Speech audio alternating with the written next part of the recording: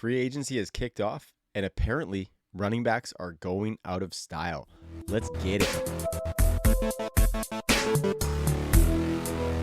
What's up, fantasy people? Welcome back to the True North Fantasy Football Podcast. I am Trav, hosting and West Coastin', here to inform, empower, and entertain you towards making sound fantasy football decisions. I am back on the channel. Been a minute, doing lots of really good work over at the Undroppables. Please go check out my work there as well at the Undroppables on social media, as well as on the YouTube channel. A little bit of a partnership going on, so you can find my work there, as well as some of my work when I can coming over here to True North. But it has been a blast working with the team over with the Undroppables crew. So just go check it out. Lots of really good work happening. The YouTube channel is bumping. Really good stuff going on with the Uncovered series, where you can find out all of the information about your favorite team. And of course, you got the staples like the Undrafted with Jax Falcone and the Undroppables playbook with Ashley and Michael P. Just some good stuff going on at the Undroppables. They've always been kind of family for us over here at True North, and so it felt like a really good little match. And I'm excited to have some people to work with over there. It's been a good time. But like I said off the hop there, free agency has started. It has been quite the day in free agency so far. I'm going to take a look at some of these signings that we have now and just kind of talk about what they mean. Full disclosure, have no notes, so I'm not going to be dropping a ton of stats or anything on you. I'm just going to take a look and give some preliminary thoughts as to what I think this means for fantasy football. And we're going to start at the quarterback position.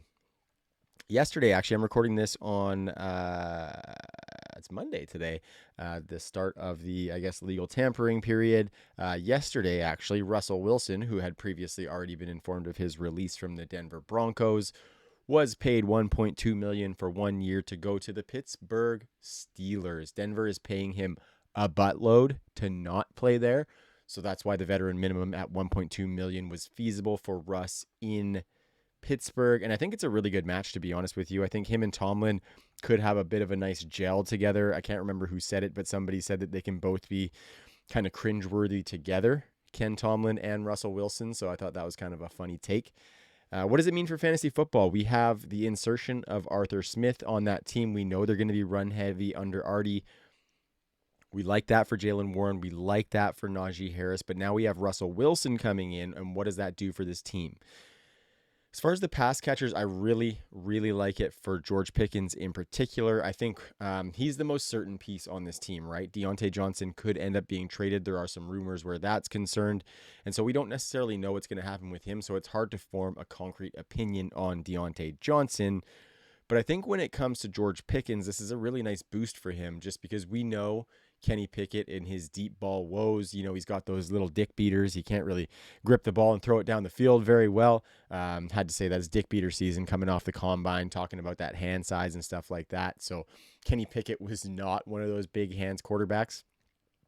Russell Wilson, notoriously small coming out as well. That was the big narrative around him, was size as well. But I think he's been in the league long enough to show that that's not an issue for him. I think what he brings is that downfield passing that Kenny Pickett doesn't have. Russell Wilson last year was just outside the top 10 for the Denver Broncos in deep throw percentage. But the previous 2 seasons with Seattle, he was top 3 in that category. So he does like to throw down the field. And I think where that is really nice is that Arthur Smith's offense coming in from a passing perspective is kind of lower volume, high efficiency. So if we can have that lower volume, high efficiency, plus Russ putting some deep balls down the field to George Pickens, I really like what this could do. I think that target tree is going to be a little bit condensed. Like if Deontay Johnson sticks around, I have a hard time seeing both of those guys hitting ceiling. But if Deontay Johnson is moved, then I think George Pickens is a lot closer to that, bona fide, I'm locking myself in for a top 12 breakout this year from George Pickens, because last season was a little bizarre, but it was kind of sneaky decent for George Pickens. So he's the biggest beneficiary of the Russell Wilson signing. Pat Freiermuth remains to be determined. I think he's always going to be benefit near the red zone. Russell Wilson should be able to use him there. And so, I kind of like that ad for the Pittsburgh Steelers. Continuing to go down the quarterback ranks here, Baker Mayfield was re-signed by the Bucs. Not going to spend too much time on that, because I think what he's going to do is what we've already seen in that Bucs offense. They brought Mike Evans back as well, so I think we're going to see a lot of continuity for the Tampa Bay Buccaneers, aside from their offensive coordinator, Dave Canales, who is now the head coach of the Carolina Panthers. But I think more of the same from what we saw in 2023 from the Tampa Bay Buccaneers, especially now that they have re-signed Baker Mayfield to that 3-year, $100 million deal, which is really nice for Baker to kind of bounce back after a shitty start to his career, being the first overall pick, coming back, recouping a little value, finding some of his place with Mike Evans, Chris Godwin, Rachaad White, and the crew down there in Tampa. So the biggest one, the biggest fish that we have been talking about at the quarterback position has been Kirk Cousins. Was he going to stay in Minnesota? Lots of talks that he really wanted to stay there. Also some rumblings around the Atlanta Falcons. It ended up being the Atlanta Falcons. And I think this move sends a lot more dominoes than it would have if he were to stay in Minnesota. First off, the deal for Kirk Cousins, 4 years, $180 million, $45 million per season, and $50 million up front at signing. So I think he should be able to get comfortable in Atlanta pretty quick. Not only in Atlanta, the city, but in Atlanta, the offense, because this offense is just aching for a quarterback of his ilk, and they finally got it. Shout out to my man, D Brown, huge Dirty Birds fan down there in Georgia. Really excited for him as a fan of the Falcons, because it's been pretty clear that they've been basically a quarterback away. And with the surge of their defense last season, that was a little bit more apparent, because that could have been a frisky team in the playoffs if they would have got there and had some good quarterback play. But guy that I'm looking at mainly is Drake London. I mean, we saw Kirk Cousins feed Justin Jefferson, going back to even guys like Deshaun Watson, Pierre Garçon. Like, Kirk Cousins knows how to use a wide array of wide receiver weapons. And so I think this is a huge boost for Drake London. That being said, Drake London has been a buy all off season. I think we knew that they were going to be getting a new quarterback. We knew that that quarterback was going to give them better play than Desmond Ridder and Taylor Heineke did last season. So with what Drake London did last season, I think he was always a buy this offseason. I think now that Kirk Cousins has signed, his price tag just went up a little bit, but I would go see if I could put a little bit of a feeler out there, just because with the new NFL, sometimes profiles like Drake London, maybe people are ready to cut bait on that big-bodied profile jump ball guy. But I think Drake London with Kirk Cousins in the fold and Bijan Robinson taking some pressure off with that run game is going to be really, really nice in Atlanta. So I like Drake London. I could see his ceiling being as high as back-end top 12 wide receiver in 2023. Or 2024, sorry. I really think that breakout is coming. Kyle Pitts to a lesser extent as well. I think it's hard. Kyle Pitts has technically already broken out as far as tight ends go, but probably not to the level that we wanted him to break out. We wanted to see top 10 wide receiver numbers out of Kyle Pitts at the tight end position, similar to what we've seen from Travis Kelce in recent years. We just haven't seen that from Kyle Pitts, and I don't know if we're going to see that ultimate blow up just yet, to be honest, or ever, really. But I think he can still be one of those top 6, 7, 8 tight ends in the NFL, because he's going to get a bunch of targets as that twin tower alongside Drake London. And I think Kirk Cousins is just more equipped to distribute to him. So I'm very hopeful for both of those guys, as well as what Kirk Cousins can do just to take some pressure off the run game. Conversely, where Bijan might get a little bit better work on the ground, along with all of those targets that he soaked up last year. So really excited for the Falcons offense. I think they become almost an instant contender in a weak NFC. So keep an eye out for them and get your Dirty Bird on. Okay, a couple more quarterback notes here. Gardner the Hardner Minshew has signed with the Raiders. 2 years, $25 million. That is the most telling piece of this deal for me. $25 million is $12.5 per season. That's backup, or you have a chance to compete for a job money. So I think it's really interesting to see that they dipped that heavily into the kind of, are you a backup, are you a starter quarterback market, especially with some talk that they were putting feelers in on Justin Fields just this morning and last night. So it'll be interesting. I don't think Gardner Minshew precludes them from going to get Justin Fields, but I think that puts a little bit of a dent in that probability for me, just because maybe they are comfortable with Aiden O'Connell. Maybe they have something up their sleeve for the draft. Maybe they're bringing Gardner in to just have one of those kind of transition years with either him or Aiden O'Connell, whoever wins that job. So I'm not super confident about what the Raiders are doing at the quarterback position. We got some Raiders guys on the Undroppables team who really like Aiden O'Connell. Fair enough, but I still don't think you're going to be happy going into the season with Aiden O'Connell as your starting quarterback, especially when you have some pieces like Devontae Adams. Like, what are you doing with Devontae Adams if you're just trotting out these guys? Like, you shouldn't even have him on your team, to be completely honest. So Remains to be seen what the Raiders will do, but I did like the moves that they made on defense. So they brought in Christian Wilkins from Miami Dolphins. That's a really nice add. Just wanted to mention that because I'm not going to be dipping into like those defensive free agent signings, but Christian Wilkins was definitely a big fish, and the Raiders got him. So that was a nice look for them. Just some other notes as well. Mac Jones was traded from New England to Jacksonville for a 6th-round pick. Mac Jones is just going to be Trevor Lawrence's backup. And then guys that we have still available on the quarterback market, nothing, stellar. Sam Darnold, Ryan Tannehill, Jameis Winston, Jacoby Brissett. We also got Joe Flacco and Josh Dobbs, who we saw get some starting success in 2023 on the free agent market. So keep an eye out for those guys to be signed in the coming days. A couple of them could have some meaningful starts for us next season. Now let's take a look at the running backs. I mentioned at the top of the show that it's like they were going out of style. And man, a lot of them were signed right at the jump in today's legal tampering period. First one on the docket, and probably the biggest fish to be signed as of yet, Saquon Barkley with the Philadelphia Eagles. Love this move. Obviously, I'm an Eagles fan. Love this move from a real football perspective. I think he's very dynamic. I think as long as he can stay healthy, he's still one of the most talented running backs in the league. The question is for fantasy, though, right? Because we look at what Jalen Hurts did last year and how much opportunity was left on the table for DeAndre Swift, who I also thought was phenomenal in the Eagles backfield last year. Would not have been upset if he got re-signed, but we'll talk about him in a second. But with Saquon coming in, we worry about the targets. We worry about the goal line work, right? We saw a lot of frustrating spurts last year where DeAndre Swift would get some targets. He would do a lot of nice work with them, and then he would go a few games without getting any. And that was super frustrating. And I think that's going to continue potentially with Saquon Barkley, because they have those receivers on the outside, because they have Dallas Goedert. Those targets are kind of accounted for, where Jalen Hurts doesn't look as much to the running back, whereas he'd rather just look at his legs as opposed to check down, or he's going downfield to the wide receivers and to potentially Dallas Goedert in some of the short situations. So I think it's kind of questionable. I think one thing that could potentially happen is maybe we see less of that tush-push play with Travis Kelce being retired now. Cam Jurgens coming in is going to be an awesome center. I think they had a really good succession plan for that position, but we don't know how much of that play was tied to Travis Kelce versus Jalen Hurts. Very effective play. They probably will still execute it, and they probably will still execute it effectively, but I wonder if maybe the volume of that play comes down a little bit, being that they have kind of a bigger bodied running back in Saquon Barkley who can do some of that work potentially between the tackles. Question is whether he stays healthy with all of that work too, right? I think where he could potentially supplement some of that lack of targets, where he could supplement some of that lack of goal line work, is just big plays, and what this offense will afford him, different than what he had in New York. We know that New York was not a very good offense. We know that teams could line up and say, Daniel Jones, dare you to throw, buddy, because we're going to stack the box against Saquon Barkley.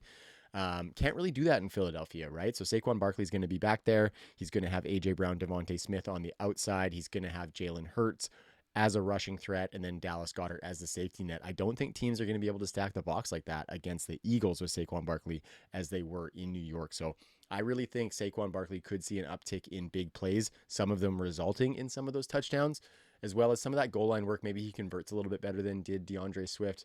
Probably gets a little bit of an uptick in volume now that Jason Kelce, has retired. I could see that happening a little bit. Not banking on it. I am still concerned a little bit for fantasy purposes, but from a real football perspective, love the move for the Eagles. Get that big fish at the running back position, and I think their offense is looking pretty solid now. So time to focus on the defense, Birds, but we love it. Bring in Saquon Barkley in. The next guy, big surprise here actually, was Josh Jacobs signing with the Green Bay Packers, and subsequently the Packers have released Aaron Jones. Did him a little bit dirty from where I sit. Like, I really don't love that, because Aaron Jones has been a stalwart for this organization for a while. And what I imagine happened was Aaron Jones, who was in some contract talks of his own. What I imagine is that Aaron Jones, who was in some contract talks of his own, might not have had a price that the Packers liked, and so they went and pivoted to Josh Jacobs. The interesting piece here is that Josh Jacobs signed for 4 years and $48 million. That's an identical contract as far as years and average per that Aaron Jones signed with the Packers a few years back. So he's looking to get a new deal on top of the same value that Josh Jacobs got right now. So if Aaron Jones was looking for a bump up in pay, which is totally feasible, he's a running back, he's got to squeeze all the juice that he can get. I could see the Packers just maybe going, okay, well, if we can sign Josh Jacobs for the same deal that we got you for a few years ago, receive the same level of production most likely out of Josh Jacobs, then we'll probably go that route. So sucks for Aaron Jones. I really hope he lands well because I think he doesn't get enough credit as one of the most effective and efficient running backs of the last decade. Talked to my former co-host Ty about that. He's got a ton of shit that he can wax on Aaron Jones. Probably, for my money, would be Ty's favorite running back. I can't really think of any other ones. So I've been sitting beside Ty while he's been waxing on that for the last few years and have grown my own affinity for Aaron Jones and see just what he brings and maybe what he doesn't get as much credit for among the running back landscape with some of these bigger, flashier names that were maybe drafted higher than he was. Aaron Jones has been an elite running back for a long time, really. So Josh Jacobs comes in. I think with A.J. Dillon being gone, that's a boost, right? Because we can see Josh Jacobs getting most of this pie. I don't think he gets all of it. I think they will bring in somebody to spell him from time to time, but looking like he's the lead dog in this offense, and I really like that for Josh Jacobs. Going to get some targets. We saw that out of Aaron Jones last year. We saw A.J. Dillon get some targets last year and years prior as well, and I think Josh Jacobs is going to look good in that facet. Been a little bit frustrating on the Raiders side of things for him getting consistent targets, so hopefully that gets an uptick. As well as with a surging Packers offense, Jordan Love and these young receivers, I really think Josh Jacobs could do some really nice work there. I think his ceiling in Green Bay is probably back end running back one, but there's no telling, really. Josh Jacobs is an uber talented running back. Getting into that second contract is a little bit dicey for running backs, but I think Josh Jacobs can have some success for at least the next couple of years in that Green Bay system with Matt LaFleur, who loves to run the ball. We know that. So Green Bay, Josh Jacobs, wild. Next one, Tennessee, going down to Tennessee. This was a wild, weird signing. It just seems like I don't know, just kind of an unexpected. There's a little bit of a gross vibe to it, but I'm not necessarily sure why. And that would be Tony Pollard going to Tennessee to be with the Titans. I think the biggest takeaway is that this crushes some of that Tyjae Spears hype. Shout out to Wiz from the Undroppables, who has been leading the Tyjae Spears train. I don't think it's broken down at the station necessarily. We saw Tony Pollard not be what we thought he was going to be in 2023. I do think that pendulum swung a little bit far. Tony Pollard definitely sucked last year. It was fucking trash, to be completely honest with you, but I think there was a lot of stuff that he did prior to that we were really, really excited for. And I think it's interesting when we build up that narrative on somebody so positively and then they have a bad season and instantly all of that stuff just no longer exists. Now, I think there is merit. You obviously can't just discount such a shitty season for Tony Pollard, but I think he can come back to maybe find some of that middle ground, right? Be a really productive running back, but not that top 10 fantasy running back that we wanted. I think it's going to be interesting to see what the split is with him and Tyjae. Tyjae was getting lots of work and lots of trust from that coaching staff, obviously new coaching staff coming in. So not really sure what to make of this one with Tony Pollard and Tyjae Spears. We were excited for Tyjae, but it's hard to see either of these guys getting kind of the full bell cow role. It could be kind of a weird little committee. Now, what I will say is the profile of both of these guys are still interesting in a committee situation. Neither of them are that big bruiser who's going to be pigeonholed into the first and second down work. Both of these guys can do work running the ball. Both of these guys can do work catching the ball. So I don't know. I'm not avoiding fully, but I'm a little bit hesitant just because I think they both just eat right into what each other do. Whereas last year, Tyjae Spears was a really nice compliment to Derrick Henry. I do think that where there is a bit of a benefit for Tyjae in this is that they didn't bring back Derrick Henry to take those 260, 275 carries. So what that means is that Tyjae should have an easier time eating into the other guy's rushing work, whereas he wasn't going to eat into Derrick Henry's. But I mean, that's just hanging on to a thread, really. It's not something that we need to hang our hats on, because I think that was definitely a huge dent in the value for Tyjae Spears. And that sucks for those early best ball drafters, because he was getting up there. But still, I like the player. Tony Pollard, something happens to him, Tyjae could still be great. Tony Pollard could still end up being good as well with this Titans offense. They signed a new center in Lloyd Cushenberry in free agency as well, so they did a little bit of work on the offensive line to try and help that. TBD on the Titans. Shout out to Kyle from the Undroppables. He's a big Titans fan. Was waxing a little bit in the group chat after some of the signings here, so next one at the run, as you can see, there's a lot of running back signings, and I am recording this on Monday. This is not even a day into the free agency period, or I guess it's the legal tampering period right now, but still, these guys are flying off, and it's usually we see those running backs stay on the market for a while trying to find that opportunity, but not this year. DeAndre Swift going to the Bears. Former Eagles running back, had a nice little recoup season, stayed healthy with the Eagles last year, and parlayed that into a 3-year, $24 million deal with the Bears. I think kind of similarly to Tennessee, this kind of tanks that Khalil Herbert love. And he was getting a lot of love in best ball drafts right now too. I'm in a couple myself, and he was going in the single digit rounds, probably in that 6th to 8th without looking. But no more for Khalil Herbert because DeAndre Swift is in and he is extremely dynamic. Still just a TBD situation for me. We do like the Shane Waldron offensive coordinator switch for Chicago Bears. What I will say is, as far as the McVay tree, Shane Waldron might not be my favorite of the McVay tree, but he is still a part of that coaching tree, which means that there is some offensive dynamism that could potentially be baked in. The hard part is we don't know who the quarterback's going to be. Could be Justin Fields. Most likely will be Caleb Williams. We know they got DJ Moore still. Cole Kmet surged last year, so it's going to be an interesting year for the Chicago Bears. I like DeAndre Swift. I think he could be good in this offense. Hopefully he gets some targets as the safety net for Caleb Williams, if that's what they choose to do at the quarterback position. But I would say DeAndre Swift is kind of like a mid to back end running back 2 right now, with the upside to win you weeks though, right? So he's a guy we want to attach to, especially in best ball. He's going to have some pop-off weeks. Might be able to get him at a little bit of a discount, just being that he is with the Chicago Bears. And but you gotta do it now, because once they get Caleb Williams, some of that hype is going to grow as to this offense having something that could challenge in 2024. So DeAndre Swift's price could just go up as this offense starts to tool around what they do at that quarterback position. One of my favorite running backs went to one of my least favorite teams, and it kind of hurts. Devin Singletary went to the New York Giants. This is the swap that they made for Saquon Barkley. From Saquon to Devin Singletary, they actually also added Boston Scott from the Eagles, so they basically traded Saquon for Boston Scott. No big deal. Devin Singletary, though, he is kind of just like that tried and true guy that you can give a bunch of carries. He can be the 1A in a committee. He can spell as your workhorse if you want. The Giants offense is not one I'm really wanting to attach to right now unless they make some serious moves, which is weird because Brian Daboll is an offensive mind that we generally want to attach to. So I could see that narrative flipping where we might be a little bit more interested in the New York Giants, but I think the elephant in that room's name is Daniel Jones, right? We don't want to attach to an offense that has Daniel Jones as the starting quarterback. The Giants have the 6th overall pick in the draft. Curious to see what they do there. Danny Dimes has that fat contract, though, which could coincide with a rookie coming in. Would kind of suck to have that as your backup, but that's better than having to sign another guy like what the Raiders did, spending $12.5 million on Gardner. The Giants just aren't in a position to do that with Daniel Jones's contract on the books. So Devin Singletary coming in.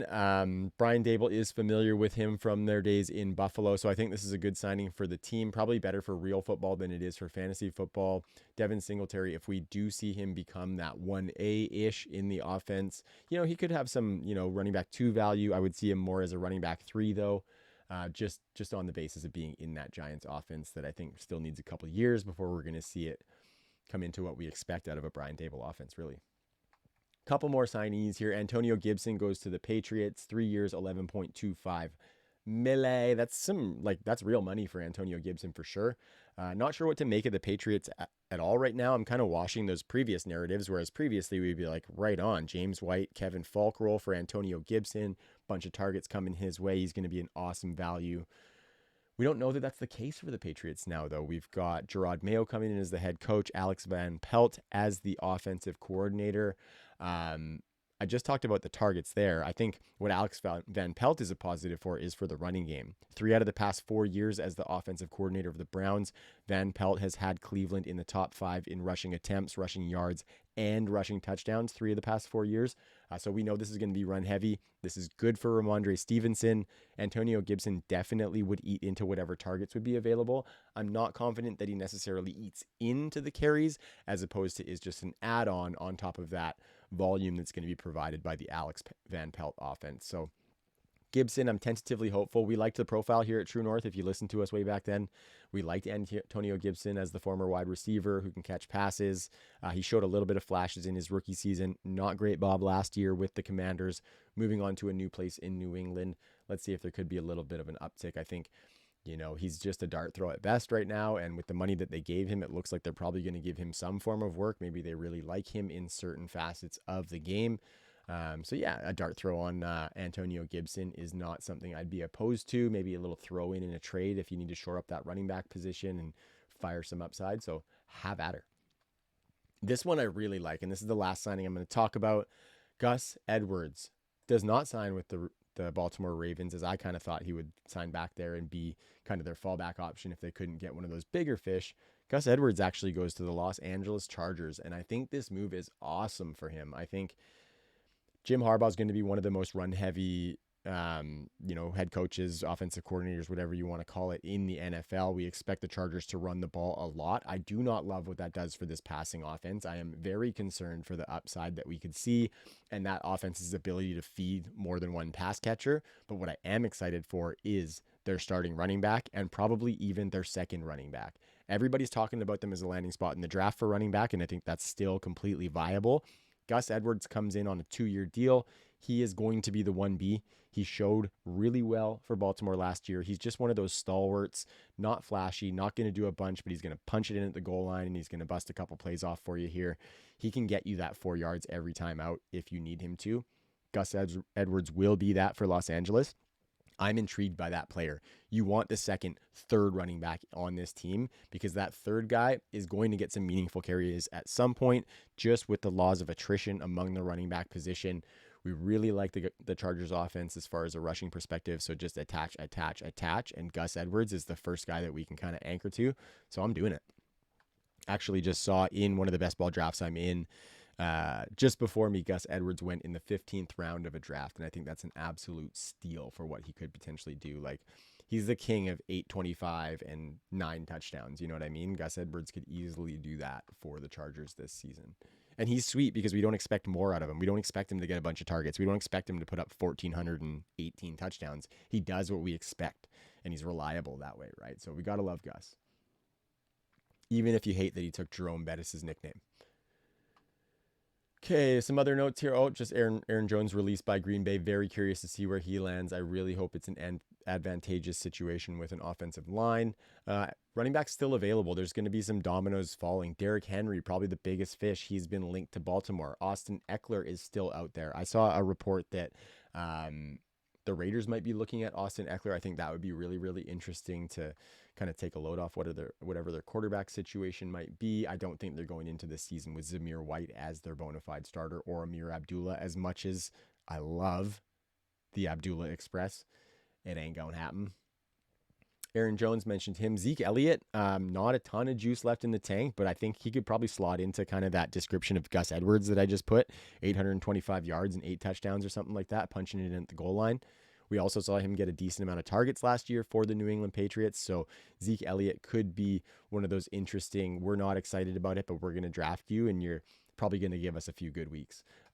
So Zeke Elliott could be that. Alex Madison was released from the Minnesota Vikings. Cam Akers is out there. We love J.K. the Dobb Goblin. J.K. Dobbins is out on the market recovering from that Achilles tear. A couple weeks ago, there was some footage of his recovery, and it looks like it's going well. Just kind of monitor. He's probably not coming back start of the season, but it'll be interesting to see where he lands. And then Kareem Hunt's just a name that's out there. And the last one that I think is really intriguing is Zach Moss. He was a top 5 running back without Jonathan Taylor for the first little bit last year. So I really think he landed himself a job at getting meaningful carries. So if you can go get Zach Moss as a free agent right now, as a throw in on a trade, get him a little bit cheap. Maybe throw out, I wouldn't be throwing out this year's 3rd round picks for Zach Moss just because I think third round picks this year are very valuable. But if you're kind of dying at the running back position and you need something that could still be a little bit cheap in a trade, maybe a 2025 3rd round pick could get you Zach Moss. And I think you'll get a decent little year no matter where he lands this year. Okay, so getting into the wide receivers, this one, not very many dominoes have fallen on the wide receiver front. I will just refresh the page on NFL.com here to see if I can find any more that have gone off the board, but so far just a couple. The first one was a few days ago. Mike Evans re-signed with the Buccaneers, 2 years, $52 million. I think that's where he needs to be. Settles back in with Baker. Every year of his career has been over 1,000 yards for Mike Evans. I think he's going to ride this contract all the way into the Hall of Fame in Canton because he absolutely deserves it. Mike Evans back in Tampa Bay, and I think he's another guy who's going to be probably a sneaky value with top 12 upside once again. It seems like as we've gone towards the post-Brady era, There's a little bit of a little bit of a matte finish on Mike Evans, let's say, from a perception perspective. And I think that shouldn't necessarily be there because he was pretty pristine in 2023. The biggest one this morning was Gabe Davis signing with the Jaguars. I think it's kind of funny, to be honest with you. Like, I don't necessarily know what the Jags are doing. I thought they were going to go big in the draft this year and try and draft their wide receiver one in a guy like a Brian Thomas Jr., but they decided, and they might still do that, right? But they decided they were going to sign Gabe Davis to a 3-year, $39 million contract that could be up to $50 million with incentives. And I don't necessarily hate the player. I don't necessarily hate the game or anything like that. But I find that the Jags, what they've been doing is they're signing these wide receivers that are just not alphas, right? So they got Zay Jones, who I fucking love. I think he's just as good as any of these other guys if he gets opportunities. They signed Christian Kirk to what at the time was alpha money. He is not an alpha. Calvin Ridley, I never thought he was an alpha per se. I thought he was always better as a wide receiver too. And now they got Gabe Davis as kind of that field stretcher, blow the top off guy. I think he is a nice little mesh with Christian Kirk and Zay Jones in this offense, as well as fucking tight end. Drawing a blank here. Former Giant, Evan Ingram. Okay. Yeah, I think it's a decent, like, versatile pass catching group, but there's no like upper level talent. And I think that has almost been a bit of a drawback for Trevor Lawrence's progression, right? You get him one of these alpha guys. Like if they would have made a push for Mike Evans, if they would make a push for T. Higgins, something like that, then they would be putting their best foot forward as far as maximizing Trevor Lawrence's career while he's still young. I don't know if they've necessarily done that. I feel like they're just kind of trying to patch holes and hoping that Trevor Lawrence can elevate one of these guys into alpha status as opposed to the guy having alpha talent and meshing with Trevor Lawrence. So I don't love the Gabe Davis signing just from the not getting elite talent around your what was a generational quarterback prospect. But I do like the signing from a pass catcher versatility perspective, if that makes sense. I think Gabe Davis is more equipped to blow the top off a defense than was Calvin Ridley. And so it remains to be seen. Gabe just never got consistent volume in Buffalo. If he gets consistent volume, I think we're looking at kind of a back-end wide receiver too with some big touchdown upside. If he still has that sporadic volume, which we saw in Buffalo and we saw throughout this wide receiver core in Jacksonville last year, having multiple fairly talented options, I really think we might be overdrafting Gabe Davis coming off this signing. Like, I think we might be excited for him attached to Trevor Lawrence in the Doug Peterson offense, but I think the result might not be as good as the hype that it brings now, because the Gabe hive is still pretty deep. There's lots of Gabe truthers still out there, and those guys are probably stoked right now. Some other things that happened here. Jerry Jeudy was traded from Denver to Cleveland for a 5th and a 6th round pick. Very interesting. I put some thoughts out on my Twitter, and I don't think this is like the biggest ad necessarily. I think Jerry Jeudy needs to show us some things before we can get excited about him. And I don't think that 5th and 6th round pick makes it a lock that Jerry Jeudy is going to get re-signed to Cleveland, right? I think it's if they don't re-sign him to some form of deal, I think it's very interesting. Low cost for sure. You're getting 1 year out of Jerry Jeudy, but if it's one garbage year out of Jerry Jeudy, maybe they know something we don't know. I don't know. But I think it's just kind of a weird move. I think this spells the end for Elijah Moore. He's a free agent after this season, as is Amari Cooper, as is Jerry Jeudy. So after 2024, the Browns are going to have no wide receivers to speak of other than Cedric Tillman, who I think took a big hit with this move.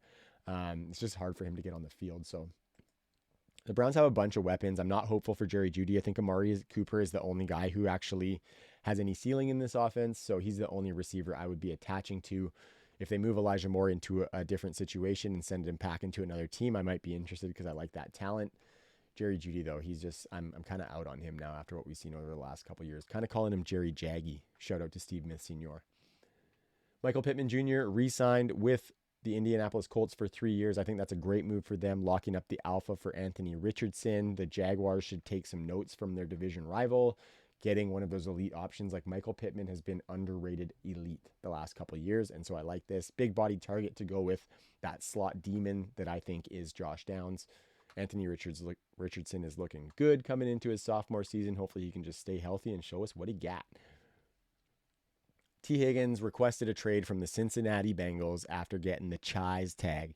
They franchised him right at the deadline, and he has now asked for a trade. Remains to be seen if that'll happen, but it's been a little bit of time in between the franchise tags, so I wonder if there were some contracts that broke down in that time period. So keep your eyes out on what T. Higgins can do. This guy has an alpha profile written all over him. He just needs to get out from under the alpha shadow of Jamar Chase, and I think T. Higgins can be that if he gets moved into a different team and becomes their wide receiver one.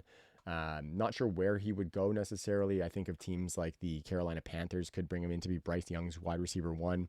Wouldn't necessarily love that, but we know he's going to get peppered with some targets, so we see how it goes. Love T. Higgins as a talent, though, so I would definitely be watching where he goes. Some guys still available. Calvin Ridley, talked about him a little bit with the Jags. Hollywood Brown, I think he's going to be a nice addition for somebody getting into maybe a high-powered offense where he could stretch that field like he is one to do. Odell Beckham Jr. Showed a tiny little bit of gas, but he's not going to be a focal point of anybody's offense anymore. Michael Thomas, Allen Robinson, same boat. Curtis Samuel, he's a little bit intriguing. He's still got a little bit of juice, didn't get much opportunity after signing with Washington. Tyler Boyd, kind of old reliable in Cincinnati. Be interesting to see what the Bengals do if they have no Tyler Boyd and no T. Higgins. Jamar Chase and that Andre Yosivas guy, I think you should be snatching him late in best ball drafts right now for sure. Darnell Mooney and KJ Osborne, guys that have flashed in the past. Mecole Hardman, Super Bowl touchdown hero. And then my guy DPJ, Donovan Peoples-Jones, is still out there. Not a ton of guys that move the needle. I'd say the two biggest ones are Hollywood Brown and Calvin Ridley. So keep an eye out for some more wide receiver dominoes to fall. It's a passing league, ladies and gentlemen. This is the shit we want to attach to. Tight ends, just a couple little notes here. Jonnu Smith signed with the Dolphins, 2 years, $10 million. I think I don't mind this move, honestly, as one of those late tight ends that you could pick up if you're in a best ball draft and you are doing a 2 tight end build. I am right now where I have a Travis Kelce team and I haven't drafted my second tight end.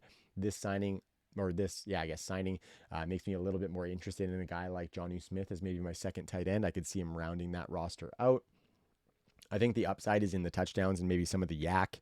We saw Durham Smythe surprise from time to time last year, a little bit of streakiness from him. Jonnu Smith could be better than Durham Smythe with that streakiness. And then we know he could be a red zone weapon as well with some of his size as a tight end. So nice little move for Jonnu Smith to parlay a good year from Atlanta into jumping into one of the most high-powered offenses in the NFL with Mike McDaniel and the Dolphins. My former guy, Zach Ertz, signed with the Commanders. That's all you need to know. Dalton Schultz re-signed with the Texans, 3 years, $36 million. He's going to be a part of this offense, and I think he has a good chance to be a tight end of note this coming season. Always been a bit of a red zone prowess guy. We like that. We saw some targets from C.J. Stroud last year. Just another quarterback we want to attach to, and I will definitely have a bunch of Dalton Schultz on my teams because he's just an unsexy option, right? Maybe the attachment to CJ Stroud changes that a little bit, but he just doesn't seem like anything that's going to blow the doors off. But then you get him in your lineup and he's just as steady as can be when he's healthy. So we like that. Another steady Eddie at the position, also a potential red zone demon, Hunter Henry, re-signed with the Patriots, 3 years, $27 million. I don't think that I see him similarly to Dalton Schultz just because he's not attached to that quarterback. But depending on what the Patriots do in the draft, Hunter Henry's quarterback situation could get a lot better. So we monitor that. I think actually in that draft that I just talked about where I have Travis Kelce, I have Hunter Henry in my queue to be that second tight end drafted. And with the Travis Kelce and Hunter Henry build, I would be totally happy not drafting another tight end in my best ball league. So I think Hunter Henry gives you some spotty weeks here and there in that new look Patriots offense. Some other guys still available. Gerald Everett with the athleticism. Also Mike Gesicki, former heartthrob of mine. Noah Fant has a lot of athleticism. I think he's one that could be a little bit sneaky if he gets into a passing offense. And then, of course, Hoop Daddy, Austin Hooper, and Irv Smith round out the guys still available at the tight end position. I hope I got most of them, to be completely honest. There could have been signings while I was recording this because I'm recording this during the day, and I could have missed some stuff. So lots more dominoes to fall. Keep an eye on it. Hope you've enjoyed the content and the stuff that I've been spewing at you. Like I said, just kind of flew in here and didn't have a bunch of notes, so not as maybe stat dropping as I might usually like, but glad I could get something out, get something on the True North airwaves. Really appreciate everybody for sticking around. I know the content has been a little bit spotty, but if you supplement with the stuff I've been doing at the Undroppables, we are cooking, ladies and gentlemen. So follow both of those brands and you will be following me. Really appreciate that. And fire off some comments if you think I was offside on anything that I was talking about. Maybe I was extremely right on something. Let me know about that in the comments as well. Comments are super helpful for the video getting seen. Subscribe to the channel True North Fantasy Football. Subscribe to the Undroppables on YouTube, and then both of those on the socials as well as where you can find me. Until next time, free agency is a doozy. We are super excited, and I appreciate you tuning in. Talk to you soon, guys. Peace.